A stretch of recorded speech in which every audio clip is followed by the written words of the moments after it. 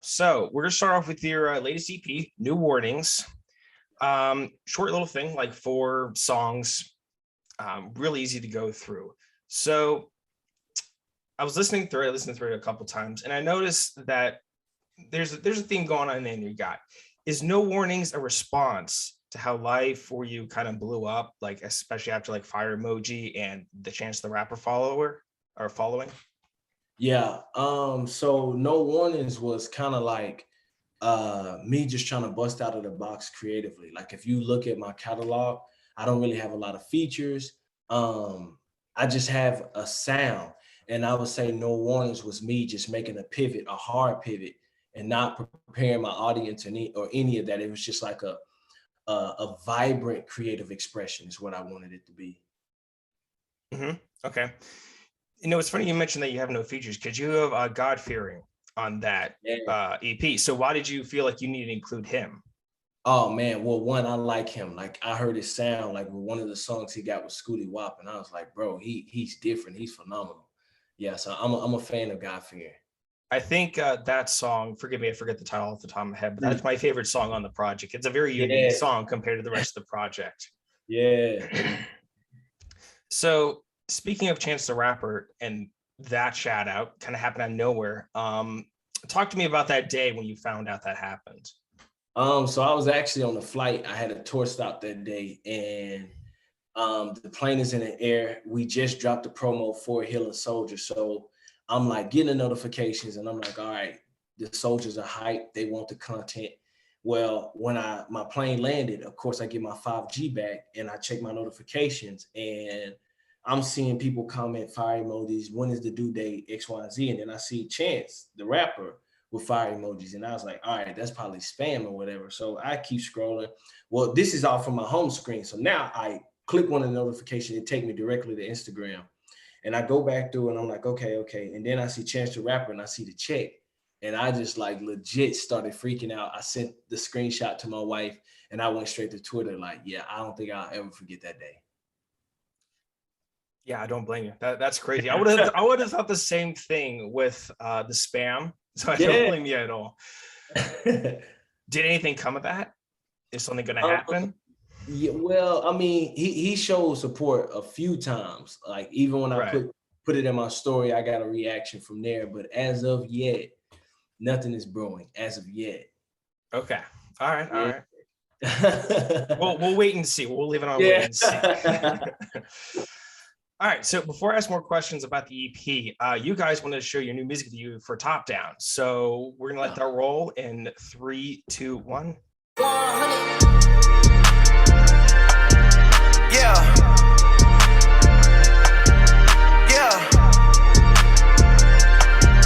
Ho. All right, we coming. Yeah, we go the whole way, and it's okay. It's not me, it's me, and then we brought the whole gang. This world an icebox, that's a cold play. I hit the line, I do my dance, but this ain't Soul Train. I finally let the top down. We got now, my whole life anxiety, I shoot my shots now. It ain't on me, still it's locked down.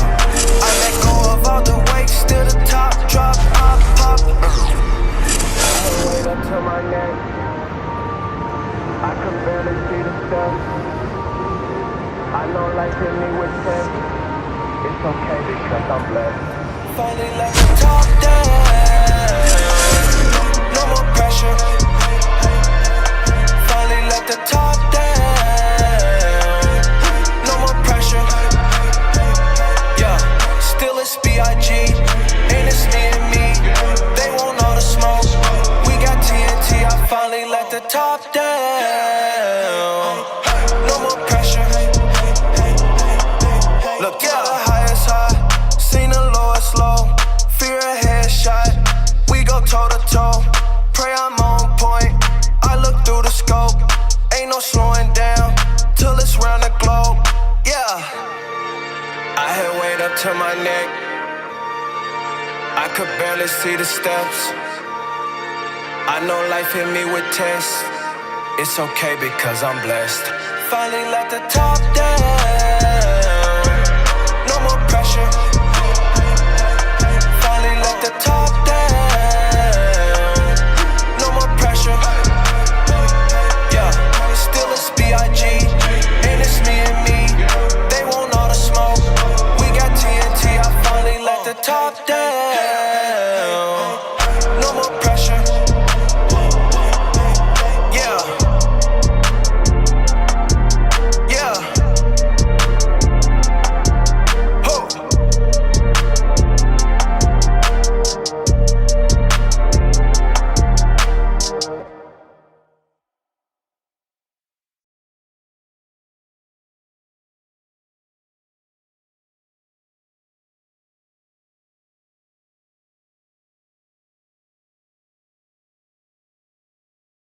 So yeah, that's the premiere for Top Down. YB All, we're gonna release it tomorrow, but they let us get the exclusivity on that. So thank you very much. So with this album, you really the album cover has like green and blue covers. Well, traditionally, you really haven't done that before. You're like black and white, and then because of fire emoji, you got red. Yeah. And then you go back to the black and white in this music video. So for the album cover or the EP cover, was like the green and blue like purposeful? And then why'd you go back to the black and white with the music video? Yeah. So the black and white in Top Down, there's no black and white in Top Down. Well, I mean, like color scheme wise, like you're wearing like a tuxedo, like you got white and you got black, and it's in like a retro style. That's what I mean by black and white. Got you. Well, so man, your attention to detail is that's impressive. So the black and white, my original plan was I had an all pink suit with like glitter, but when I went to go get the suit back, it was sold out. They didn't have my size, so I went through like 3 variations of the suit that I wanted, and none of them had my size, and I had a flight the very next day. So I was like, I gotta fly to Florida to shoot this video. I can't leave my hometown without a suit. And that was the only one that kind of still made sense. So the black and white was not intentional at all. Okay. The blue and green went back to like me pivoting from my normal deal and just having that vibrant expression. Okay. All right. So both coincidence and purpose. I like that. Sounds good. Yeah. See, I wouldn't have thought of you as like a pink suit guy. Oh, but see that's where going back to the vibrant and just if they get them back in stock, I'll be a pink suit guy very soon. Okay, all right. I could never pull that color off, so props to you. Yeah. So the song Top Down, it's a pretty simple idea. Letting God kind of take control, getting rid of all the down stuff. So how did you quote unquote let the top down? Like you say you do, but you didn't explain how to do that. Yeah, well, man, I let the top down just by not caring about life so much. Like trying to control everything. Like I'm a very administrative person, meaning I love details, I love meeting times, I love big picture, and I can zoom in. Well, there's a curse to that as well, meaning like it's hard for me to see a big white canvas and not notice that black spot. So the top down was me saying, you know what? It can be 19 black spots there. It doesn't really matter.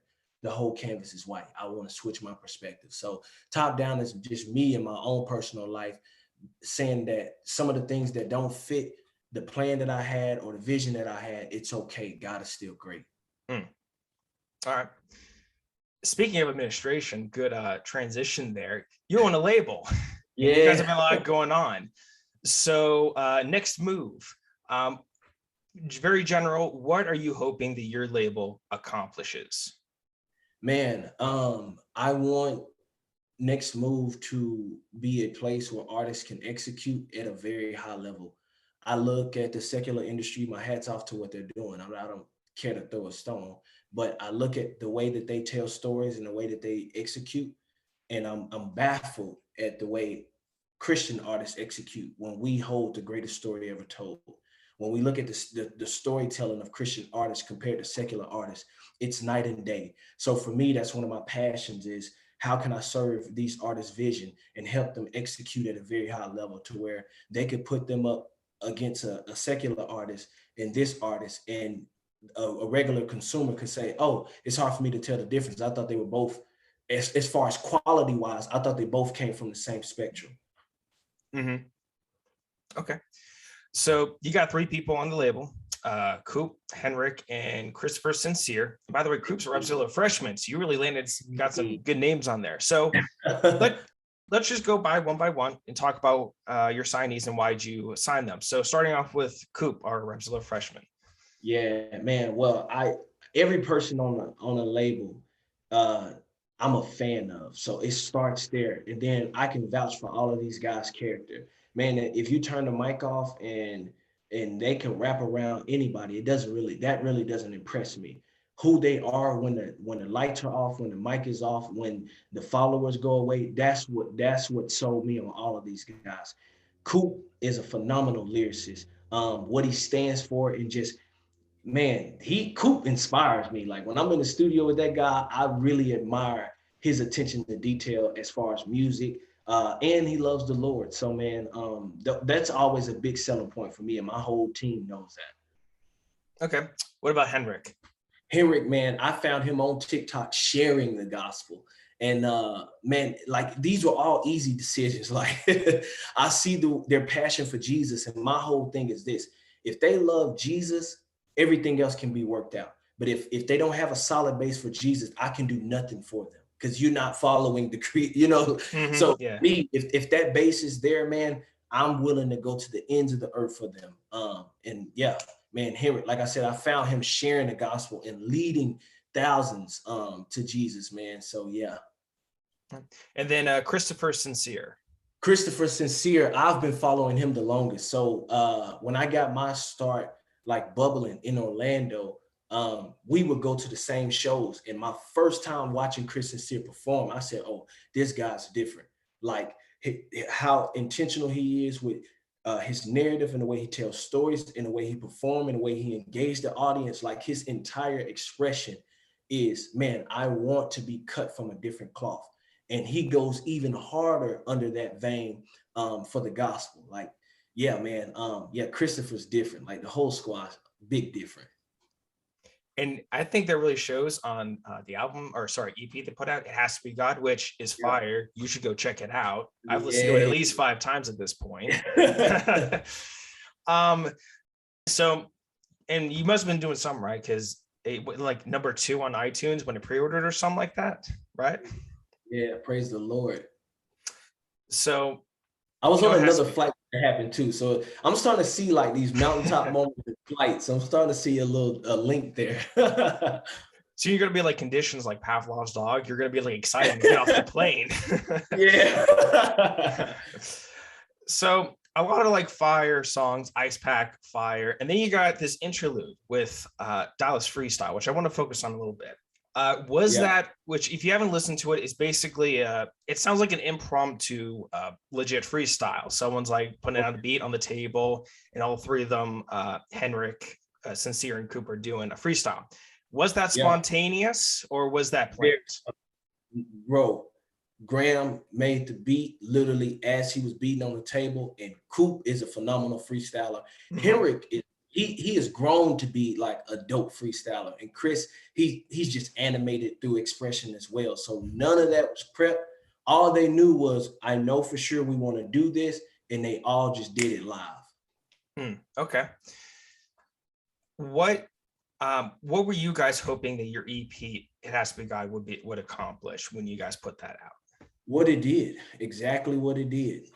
We wanted to create a moment for God to be glorified greatly. And for you look at our label, man, we launched in December, and you look at what God has allowed us to do in his grace, man, it created a moment for his glory. And I pray, granted, charting 2 is a huge takeaway, but I pray that a lot of Christian artists saw that and said, man, I can truly surrender my talents and my passions to God and not like be at the back of the line. It's not that like you fighting for a spot, but a lot of times it's like, man, I want to do Christian rap. Like I see I see where that goes. Well, these guys literally made a sacrifice, and they with pure intentions, and man, God honored it. So our goal was to, man, create a moment for our space to, man, just say, hey, look, when you surrender it all to God, man, he'll still look out with a crazy alley-oop. Okay. So I saw some tweets that you guys like met up, you kind of put like an indie tribe and just kind of all met up at once and banged out some stuff. Was that EP like done in that entire meeting? So was that EP created during your guys' meeting? Because you got like Coops in Oklahoma, you and Sincere in Florida. So did you guys get together and make that EP on one meeting? No. So it was over the course of months. So our first Airbnb, so that's what we would do. We would rent out Airbnbs and just get together, dream, pray, build, and create. And shout out Graham. Graham was like the quarterback of like all of the energy, all of the engineering, all of the recording. So when we would get in our Airbnbs, man, God would just show up, and it was like we would lay down records. Song would make it, song with it.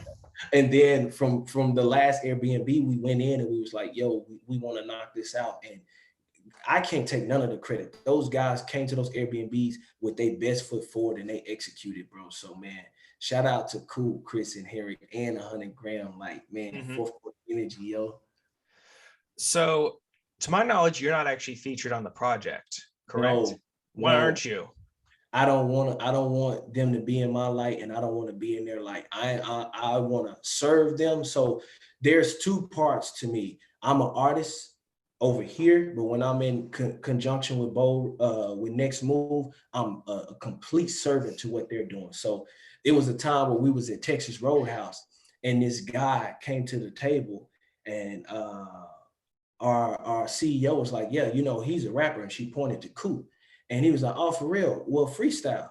And Coop rapped for the guy, and then he showed him the Spotify link, and he was like, oh, and then Coop was like, yo, what do you do? And I said, man, I'm just here. I'm a supporter of him.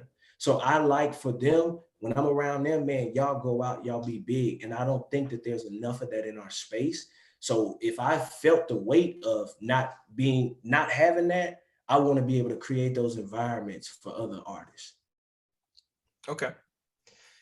So you're a guy with family and daughters, all right? Yeah, Your signees, I don't know all of them, but I'm pretty sure they just graduated high school or something like that. Yeah. So what's the creative process been like between you four? Like, you're obviously further along in years and they're still either like early teens or like early 20s. So how's that creative process been with you four? Like with the artists? Yeah. So man, I'm really not in the creative process at all. It's more like 100 Graham. Yeah. Okay. So for me, like I paint the picture of what God has given me, where we're headed and where we're going.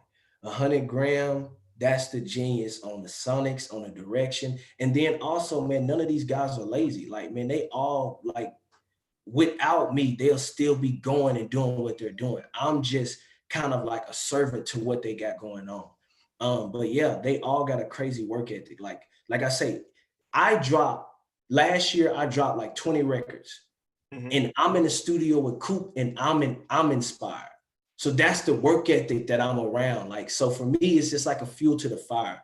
And my hat's off to this younger generation, because man, the times are different. I look at a Caleb Gordon, I look at a Mike Teasy. Like, I come from a time where I send out for a feature. I might get a feature back in 2 or 3 weeks.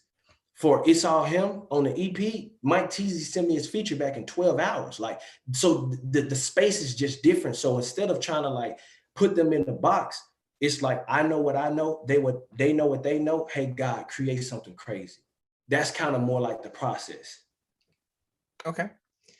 So what is your favorite or most memorable non-music moment for when you've guys all met up? Yeah. At some point. Yeah. I'll probably say when we all picked them up in a tour van. Like, I think that was a real moment, because prior to that, a lot of us were strangers. Like, I had only met Graham once before that. I never met Coop in real life before that. Me and Chris, we were kind of like, we knew each other for years. And I never met Henrik in real life. So like that moment when everybody got in the tour van, it was like, oh snaps, like this is real. Like, we picked them up from the airport, and you could feel like as soon as they got in the van, it was like a synergy there. Like, yeah, man, God confirmed like all of it, like early on. Like, yeah, I'll probably say that was easily my favorite moment. Okay. Are you guys planning on going on tour? Oof. Yes. Yes. All right. Of course. Yes. We got to. Got to. I mean, yeah. It's fun. So Next Move and like It Has to Be God album is kind of really, it feels really inspired by Indie Tribe in a lot of ways. So am I correct in saying that? So what in what terms do you mean? Well, so first of all, you put out a group project together. Like, you got the three of them. Indie Tribe put out a group project, and you guys all met up on multiple occasions to create an album. Yeah. Indie Tribe also did that. So are you, and if you are, how are you modeling Next Move in the space with artists such as Indie Tribe really pushing the needle? No. No? Okay. No. So my hat's off to Indie Tribe. I talked to No Big Deal at Holy Smoke. We had this, and Graham knows, we had this EP in the pocket in December when we launched, when we announced Henrik, when we announced Coop, when we announced Chris. This EP was already in the pocket, but we wanted to get their catalog out of the way. So I didn't want to do a group EP without Chris getting his songs out, Henrik getting his songs out, and Coop getting his songs out. So when Indie Tribe, a lot of respect, when they did what they did, I said, man, my hat's off, because there's no competition. You guys are raising the bar for our space. I told No Big Deal when I went to Holy Smoke, I said, bro, I'm mad inspired by what they're doing, because our space needs it. I could have so much more resources and so much more time if I didn't launch another label, but our space needs it. We need to be unified. So for me, I would rather make a sacrifice over here to set an example for the others behind me or for years to come than to do something and be like, oh, well, I could just focus on me over here and I could just kind of fade out, instead of like, yo, let me serve this next generation and let me set the bar here. Even if Indie Tribe did whatever the case may be, which was really healthy for our space, let me assist in serving our space, and not like it's a this or it's a that, or it's us or it's them. I think we got enough of that. I would rather go behind the energy of it's a we. All right, man. That's what really the questions I have. Is there anything that you'd like to say that I might have missed? Something about EP, next move, anything at all? Shoot. Man, all I can say, man, is as far as next move, as far as what I'm anticipating from our space in 2022 is, man, just I'm anticipating God to do some big things through Caleb Gordon, through Mike Teasy, through not Mike Teasy, through Miles Minnick, through Godframe, through Wes Harris. Man, shout out One Day. She's still running multiple laps. Like, me personally, I'm super excited about our space, man. We're coming from a very tight, small kind of like box, but to see these younger guys, bats, like raise the bar in so many levels and get in so many spaces that we couldn't get into, man, I'm excited to see the gospel go at a speed that we've never experienced before. And that fires me up. You know, it's crazy, just to bounce off what you said, that like we're getting all this energy and all this like dope music and dope administrators all after COVID. Yeah, like COVID, like I've like all the times this could have happened, like right after COVID. It's just crazy. Yeah. I think that's good though, because I think when a tragedy occurs, that's where real leaders, real innovators, real like paradigm shifters, that's when they emerge. Like when the world experienced the worst, man, you saw the real leaders step up to the front and change the game in so many ways and so many facets. So yeah, COVID was bad for a lot of reasons, but for the purposes of the gospel, it was really good. Amen to that. All right. Amen. That's a wrap. So much. Thank you so much, YB, for the time. Edward, appreciate you, bro.